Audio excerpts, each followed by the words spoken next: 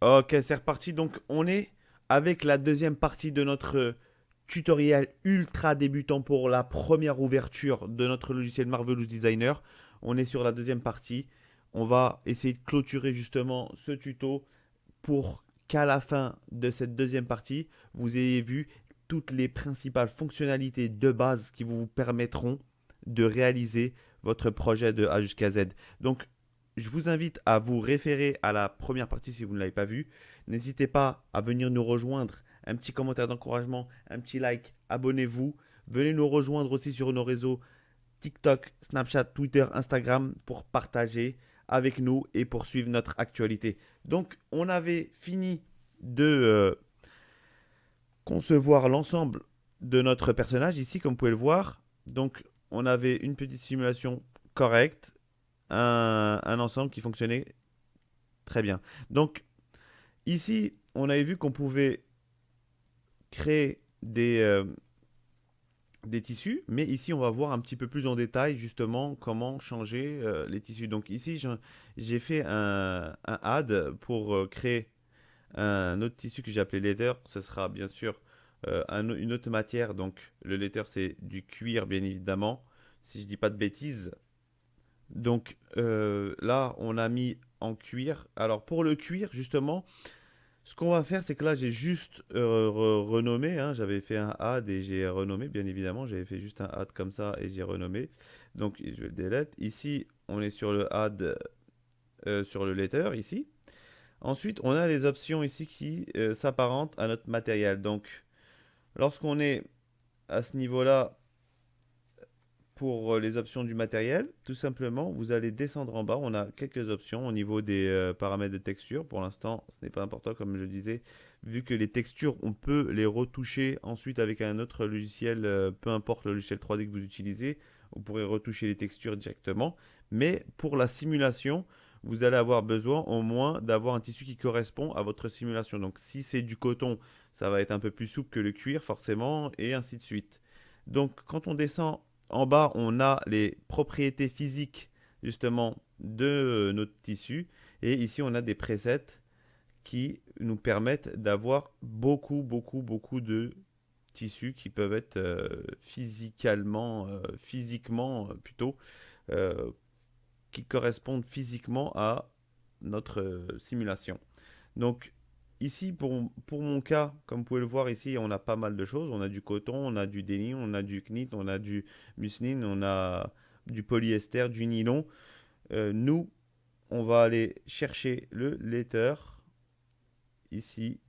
Et à ce moment-là, lorsque je vais sélectionner, par exemple, mon pantalon, je vais sélectionner mon pantalon ici, je vais aller dans Fabrique et modifier ici et mettre en letter. Donc ça, c'est une fonctionnalité importante à connaître pour pouvoir justement à chaque fois changer ou ajouter des tissus ou un type de tissu pour vos scènes. Ok, donc ça c'est une chose. Aussi, pour le rendu, pour nous aider aussi pour notre rendu, ici on a avec le logiciel Marvelous Designer qui implémente des presets aussi déjà, des pré-réglages pour un type de tissu, pour plusieurs types de tissus notamment. Et comme vous pouvez le voir lorsqu'on va dans Fabrique ici, on a des textures qui sont applicables sur nos tissus. Donc par exemple, ici, je vais utiliser une texture de coton. Pourquoi pas, voilà, on va utiliser celui-là. Je le sélectionne, je fais un glisser-déposer sur mon tissu. Voilà. Et à ce moment-là, je vais avoir une texture ici un tissu déjà euh, qui va se mettre en place automatiquement pour pouvoir correspondre aussi physiquement sur la propriété, mais sur les propriétés. Mais si je m'approche, comme vous voyez, au niveau du rendu un petit peu plus, on va dire qu'il s'approche un peu plus de la finalité de notre rendu, on a déjà quelque chose qui s'apparente au tissu, au coton plutôt, ici. Donc après, ça va changer, comme vous allez le voir ici, ça va changer ici sur notre texture, on aura la texture de base, la normal map, justement, qui seront à, bien évidemment, exporter avec notre fichier. Et on a aussi ici des petites des réglages de roughness, de reflection qui ont été modifiés pour avoir quelque chose qui va être, qui va correspondre avec notre tissu. On a aussi le preset ici qui a été modifié, qui correspond hein, bien évidemment à notre fabrique ici. On a les détails ici, en fait, c'est ça qui est modifié à chaque fois qu'on change de preset. Ça, c'est les détails sur le stretch, donc sur l'élasticité et ainsi de suite. C'est des caractéristiques techniques pour nos tissus. Donc, ici, par exemple, on peut laisser tel quel. Et ce qui va être important de savoir aussi encore, c'est le particule distance. Donc ici, on a le particule distance. Le particule distance, c'est ce qui va amener de la résolution à votre mesh. Donc ici, comme vous pouvez le voir, lorsque je vais montrer un petit peu notre maillage, ou maillage, je ne sais pas si je prononce correctement. Donc je fais peut-être une erreur de langage, mais maillage, je pense que ça se dit comme ça. J'ai un trou de mémoire subitement. Et donc, comme vous pouvez le voir ici, c'est triangulé. Donc, on peut le quadranguler, donc faire des quads en cliquant tout simplement sur quadrangulate ici. Mais eux aussi, on peut faire un remeshing. Donc ça, c'est pour les principales, c'est les fonctions de base, bien évidemment. Si vous voulez mettre des quads, hein, si vous voulez, on fait un petit test pour que vous voyez. Donc ça va nous faire la modification, pardon. Et là, on a nos quads qui sont propres. Et ça peut nous permettre de faire une simulation aussi proprement, tranquillement. Donc si je lance ma simulation, vous voyez que j'ai mon tissu qui est bien.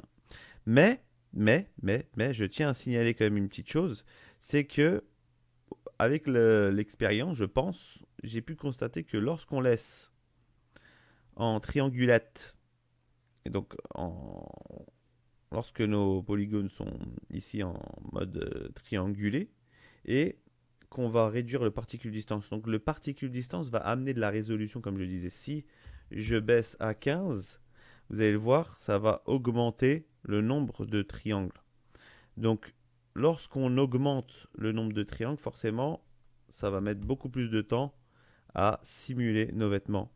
Et je pense, après, je laisse l'avis aussi des gens qui connaissent bien Marvelous Designer, mais j'ai pu constater que lorsqu'on laisse en triangulette, en triangle comme ça, et qu'on réduit fortement, on peut la réduire au maximum jusqu'à 5, hein, après ça devient trop petit.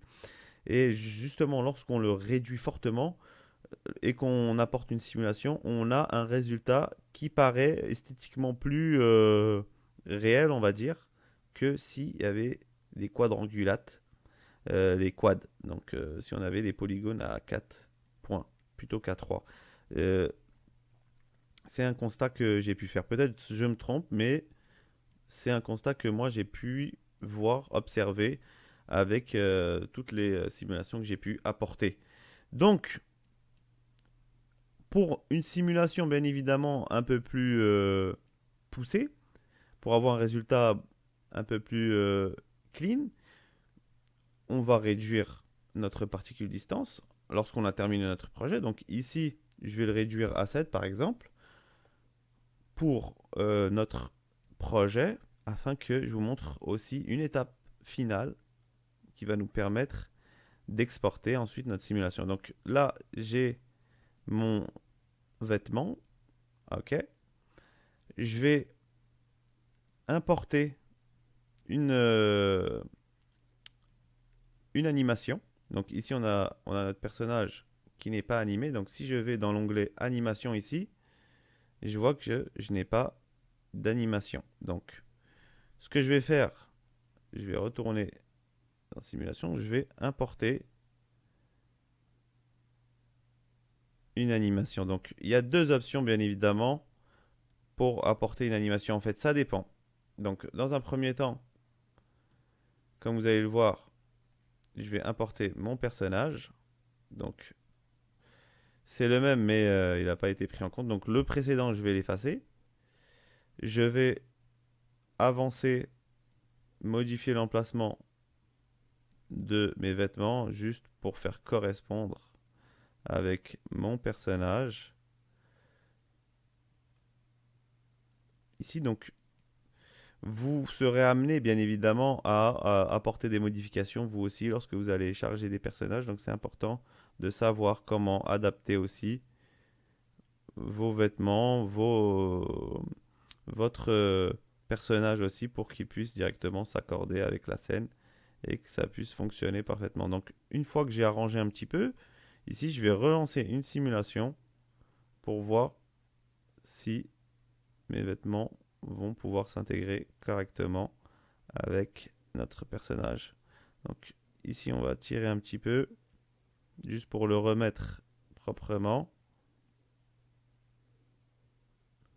Ok. Ok. Donc voilà.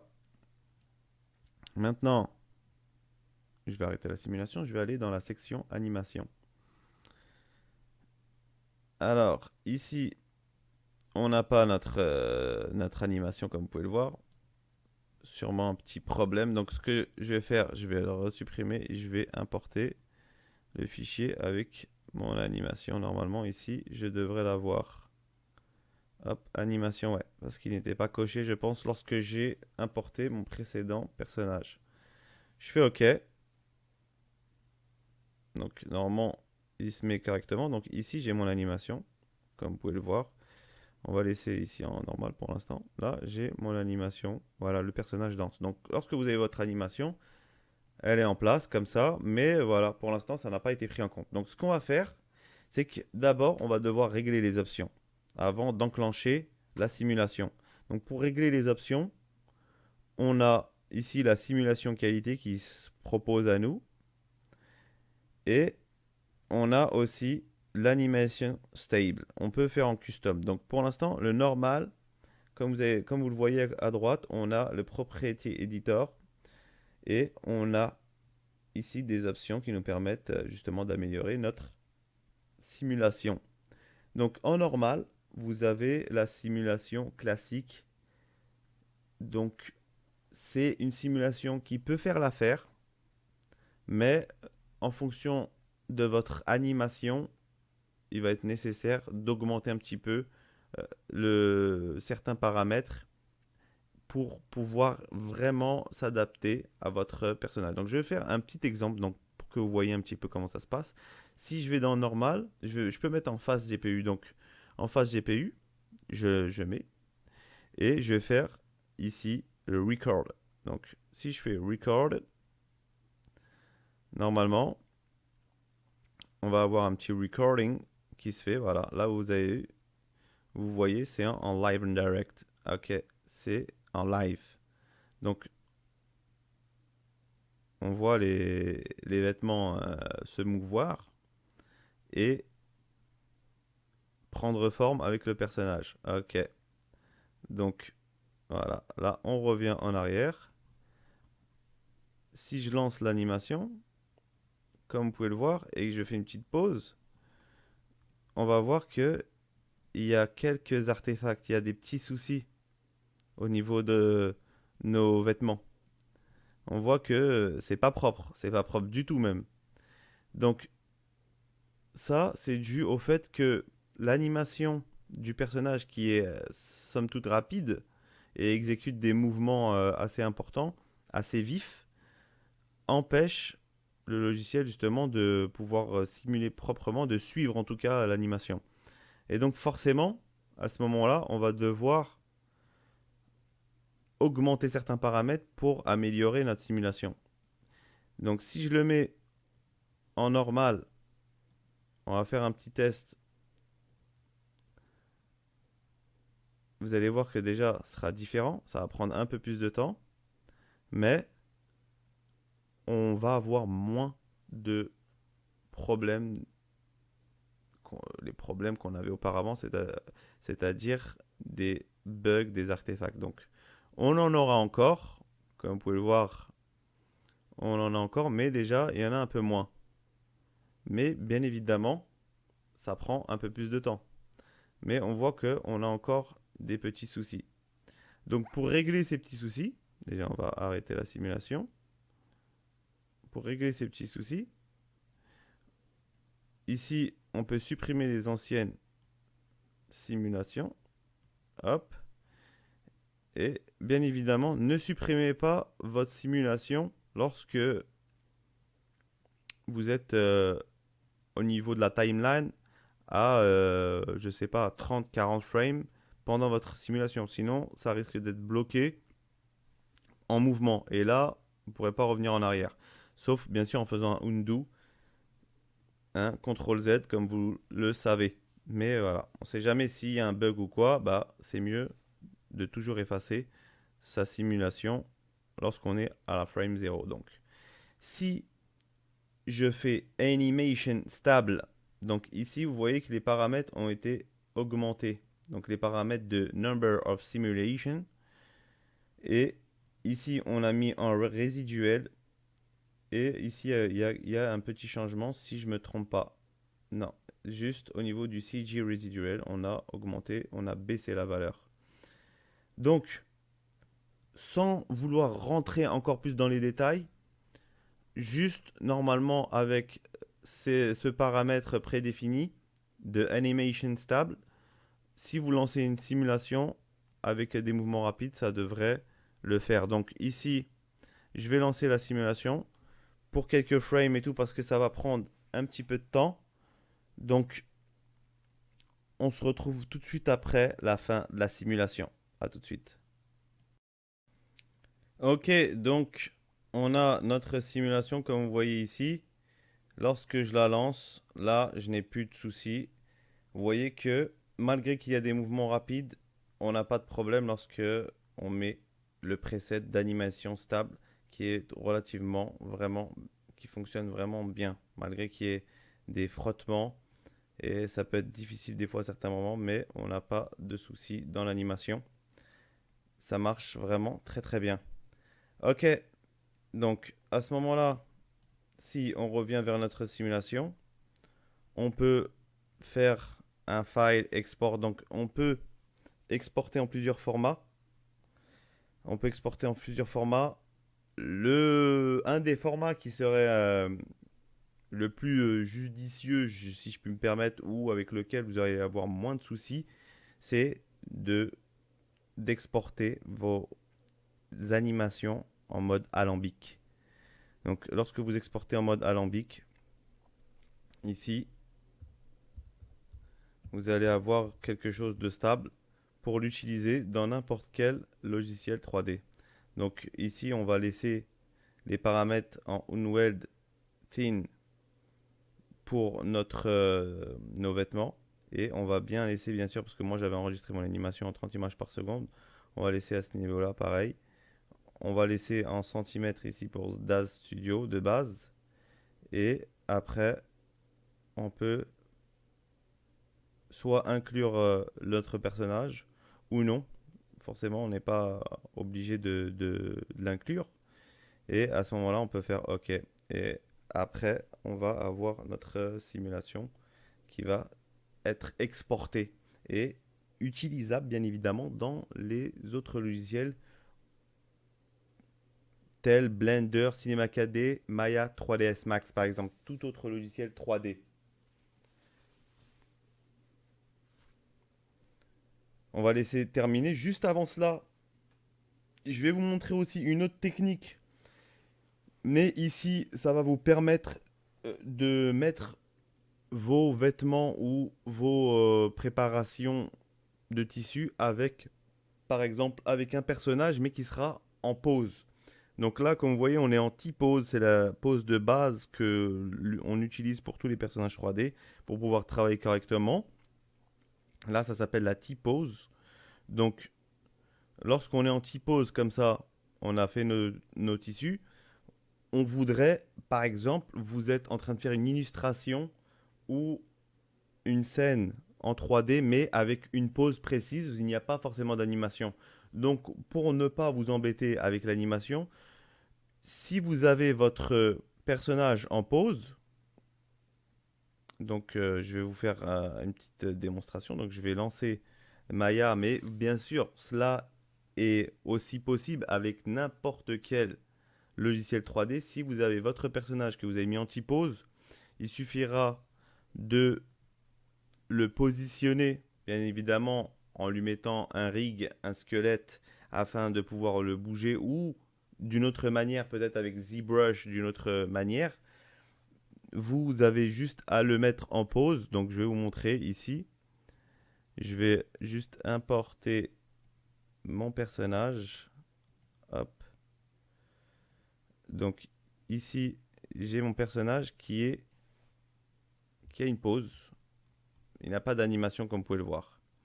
Donc, je vais l'importer ici et il va s'adapter directement avec mon tissu.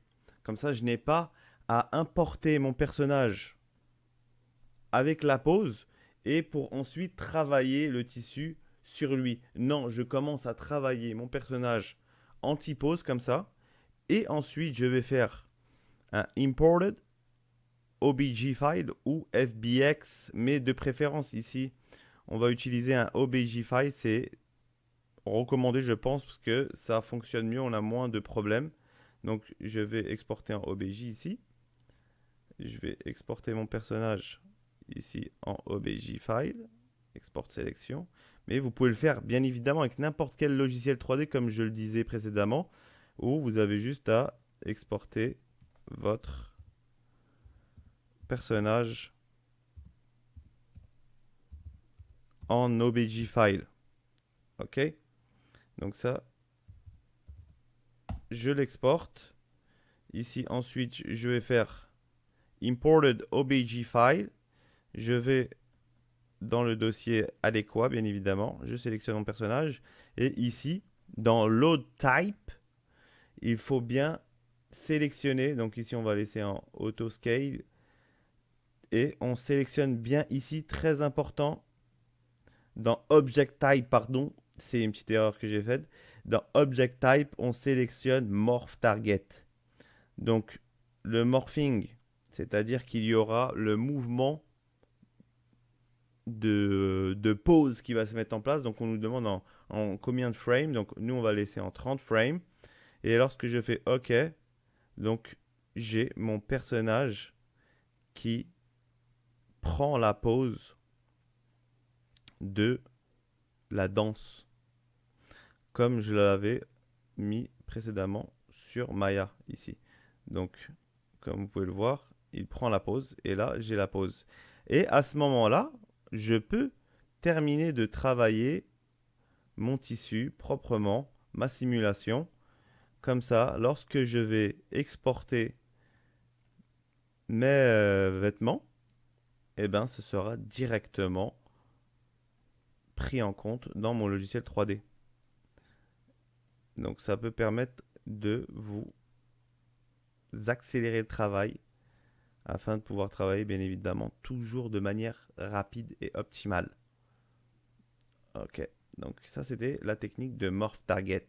Donc si je reviens rapidement ici pour vous montrer comment je vais charger mon personnage, ou plutôt l'animation de mon personnage, vous allez voir, je vais le montrer rapidement. Donc j'ai mon animation ici. J'ai mon animation. Hop. Ce que je vais faire, je vais aller dans Cache, Alembic Cache, je vais faire Imported. Ici, bien évidemment, ce sera sur Maya, mais comme je le disais, vous pouvez le faire avec n'importe quel logiciel 3D. Il suffit d'importer vos fichiers alambic et c'est supporté par les autres logiciels 3D. Donc ici, je le sélectionne, je fais Imported. Je fais Imported. Là, ça n'a pas fonctionné, bien évidemment. Au moins, ça montre tout de suite qu'il y a un petit souci, mais je vais revenir dessus. Je vais faire Import to Send Route. Et là, c'était juste l'option que j'avais oublié de cocher. Donc, ce qui peut arriver des fois, hein, là, quand on est en train d'enregistrer, il y a des choses qu'on oublie. Et là, je lance ma simulation. Et comme vous voyez, elle est adaptée à mon personnage. Donc, voilà. Donc, comme vous avez pu le voir ici, on a pu amener notre fichier, on a pu créer nos vêtements de A jusqu'à Z pour ensuite ajouter une animation et l'exporter dans un logiciel 3D.